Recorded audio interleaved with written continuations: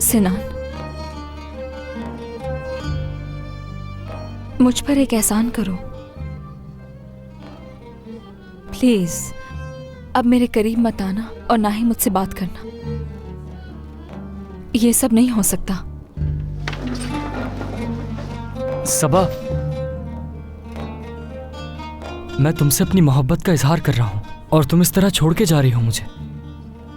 हाँ सिनान, मैं तुम्हारे घर में मुलाजमा के तौर पर काम इसलिए करती हूँ ताकि अपने सौतेले बाप से दूर रह सकूं। मैं अपनी जिंदगी जैसे तैसे गुजारने की कोशिश कर रही हूँ। अगर तुम्हारे घर वालों को पता चल गया कि तुम मुझे पसंद करते हो तो वो मुझे काम से निकाल देंगे। अब या तुम मुझसे दूर रहो या फिर दोबारा मुझे आजम के साथ रहना पड़ेगा।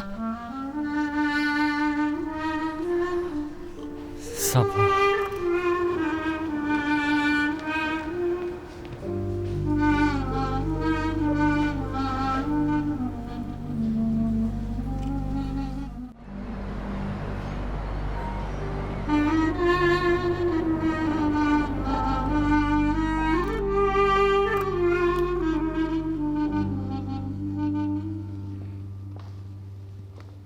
Good evening.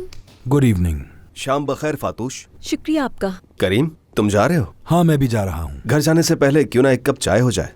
हाँ, क्यों नहीं हसन, वैसे भी थक गया हूँ। जानता हूँ, इसलिए मैंने तुमसे कहा। अब चलो।